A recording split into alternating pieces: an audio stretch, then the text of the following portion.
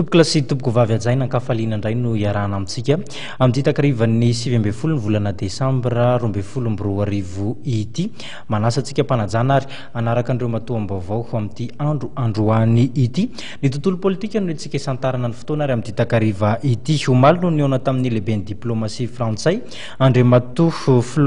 Laurent Fabius Andry Andry Rajoelina filohan'ny tetezamita eto Madagasikara mazava ho azy fa mifantoka amin'ny famahana ny krizy misy eto amin'ny firenena no dinika nisy roton tao anatin'izay fiaonana izay atreto kosa aloha dia mbola tsy misy ny fanambarana ofisialy izay no tanterahany filohan'ny tetezamita Andry Rajoelina amin'ny ilatsahany tsy amin'ny fidiana filoham-pirenena amin'ny taona 2024 ny antsipirim-baovao.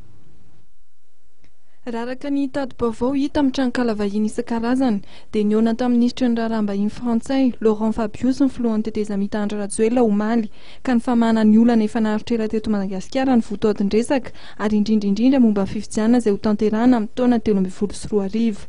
Taorian'ny fanambarana filoha Marc Ravalomanana ny tsy filatsahany ofisiana amin'ny herintaona dia tsy maintsy noresena lahatra ihany koa ny filohan'ny tetezamita Andry Rajoelina mba tsy hilatsaka. Hatreto aloha dia tsy mbola nilaza ny filatsahany na tsy amin'ny fifidianana ho avy ny filohan'ny tetezamita saingy ny filohan'ny Tanzania Andry Kikwete dia nilaza fa nahitana fandrosoana ny asa fanelanelanana.